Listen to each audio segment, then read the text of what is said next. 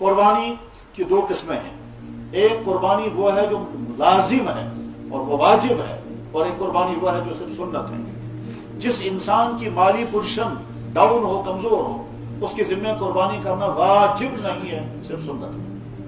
اگر قربانی کرے گا تو بہت ثواب ہوگا، نہیں کرے گا تو کوئی گناہ نہیں ہوگا. جس کے ذمہ قربانی واجب نہیں ہے.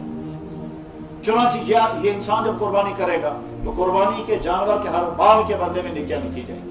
قربانی کا جانور جب ذبح ہوگا تو خون گرنے سے پہلے اس کے گناہ معاف ہو جاتے ہیں. قربانی کے جانور کا جسم کا ہر حصہ قربانی کرنے والے کی طرف سے بدلہ بنتا ہے. اسی لیے حکم دیا گیا کہ جس انسان کو قربانی کرنی ہو وہ بال مت کاٹو، ناخن مت کاٹو. جس وقت تمہارے جانور ذبح ہو جائے گا اس کے بعد کاٹو، کیونکہ تمہارے ناخن کے بدلے میں جانور کا ناخن فدیہ بن جائے گا. اس کو کاٹو مت، اس کو کہو کہ تمہارے لیے فدیہ تیار ہو رہا ہے. جس وقت وہ فدیہ لگ جائے گا اس کے بعد اس کو کاٹو.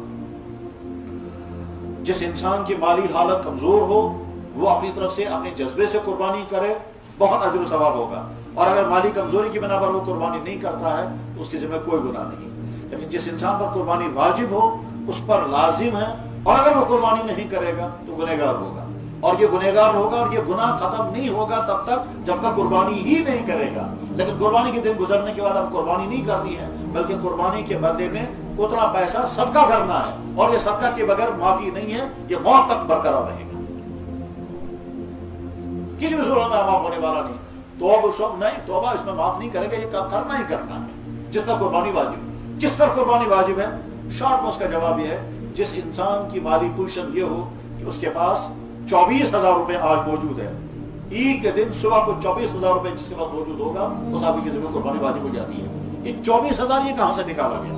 تو جواب اس کا یہ ہے کہ اصل میں اللہ کے نبی علیہ السلام نے اپنے زمانے میں مالدار اور غریب ہونے کی باؤنڈری بنائی. اور وہ باؤنڈری کیسے بنائی؟ جس انسان کے پاس 200 درہم چاندی ہے وہ مالدار، اور جس انسان کے پاس 200 درہم چاندی نہیں ہے وہ غریب. یہ جیسے مان لیجئے حکومتیں ٹیکس لازم کرتی ہیں. جس انسان کی آمدنی اتنی اس پر ٹیکس نہیں، جس انسان کی آمدنی اس سے آگے اس کے ذمہ ٹیکس ہے.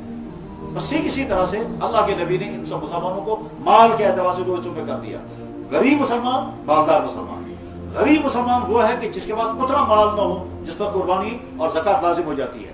مالدار مسلمان وہ ہے جس کے پاس اتنا مال موجود ہے کہ جس پر قربانی اور زکات واجب ہو جاتی ہے. یہ مالدار مسلمان ہے. وہ کتنا؟ تو جس انسان کے پاس 200 درہم چاندی، اس زمانے میں درہم ہوتے تھے اور چاندی ہوتی تھی، تو جس انسان کے پاس 200 درہم کی چاندی یا اس کا پیسہ موجود ہوگا اس پر وہ مالدار مسلمان ہے. اب آج چونکہ درہم نہیں ہے، درہموں کا دور ختم ہو گیا تو تولوں کا زمانہ شروع ہوا تھا. اس زمانے میں تولوں سے حساب کرتے تھے، تو ایک محتاط حساب لگایا گیا. جس انسان کے پاس 52.5 تولہ 52.5 تول چاندی جس کے پاس ہوگی وہ مالدار مسلمان ہے، اس کو قربانی کرنی ہوگی.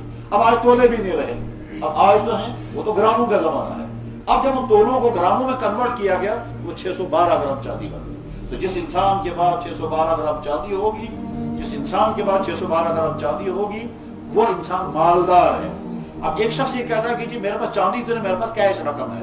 تو جواب آئے گا کہ اگر آپ کے پاس اتنا پیسہ ہے کہ آپ 612 گرام چاندی خرید سکتے ہیں، یعنی 200 درہم چاندی آپ خرید سکتے ہیں، تو آپ مالداروں کی لسٹ میں آگے، آپ کی ذمہ قربانی لازم ہوگی.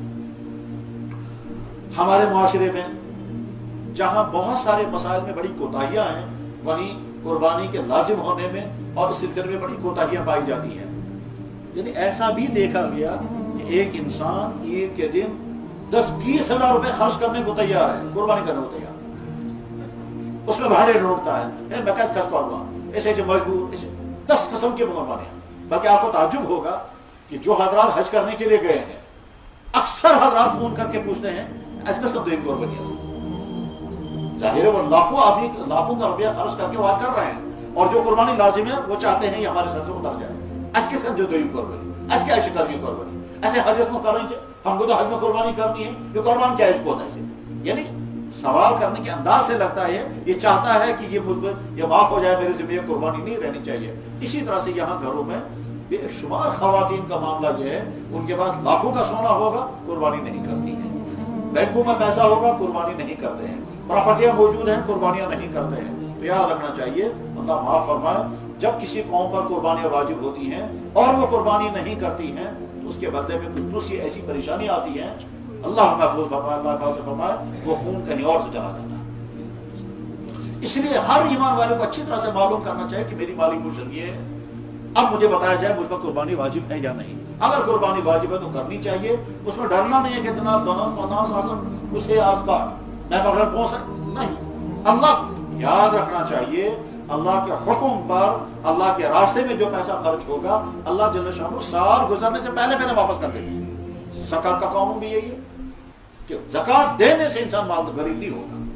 حج کا قانون بھی یہی ہے، حج کرنے کی وجہ سے غربت نہیں آئے گی۔ روزے کا قانون یہ کہ روزہ رکھنے کی وجہ سے بیمار نہیں ہوگی، یعنی میں بالکل ٹھیک ٹھاک تھا، جو ہی میں نے روزہ رکھنا شروع کیا میں بیمار ہو گیا، ایسا کبھی نہیں ہوگا۔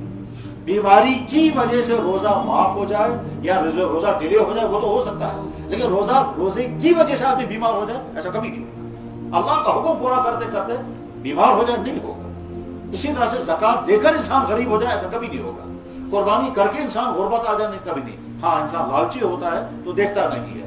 اس لیے بس پہلا مسئلہ یہ ہے کہ ہر آدمی کو سمجھنا چاہیے کہ معلوم کرنا چاہیے کہ میری مالی پوشن یہ ہے، میرے گھر کی پوشن یہ ہے، مجھے بتایا جائے مجھ پر قربانی واجب ہے یا نہیں۔ اگر قربانی واجب ہو گئی ہے اس کو ادا کرنا چاہیے۔ اگر چھوٹا جانور مہنگا لگتا ہے اور اپنا افورڈ نہیں کر سکتے، بڑے جانور کے ساتھ حصے ہوتے ہیں، ایک حصہ اس میں سے لے سکتے ہیں، وہ 3-4 ہزار روپے تک کا ہو جائے گا، یا اور اچھا جانور لیں گے۔ ویسے شوق والے تو کیا کرتے ہیں، آج قربانی کی اگلے دن دوسرا جانور خریدا اگلے سال کے لیے، اور پورے سال اس کو پالیں گے اور محبت کے ساتھ پالیں گے اور شوق کے ساتھ پالیں گے۔ اس کے بعد پھر خوشی ہو کو خوش کر کے پھر ذبح کرتے ہیں اس کو، یا اللہ میں نے آپ کے نام پر جانور ذبح کر دیا۔ اگر آپ کا حکم ہوگا تو میں اپنے بیٹے کو ذبح کروں گا، اگر آپ کا حکم ہوگا اپنے آپ کو ذبح کروں گا، بس آپ کے حکم کے لیے۔ ایمان والا بندہ تو یہ مزاج رکھنا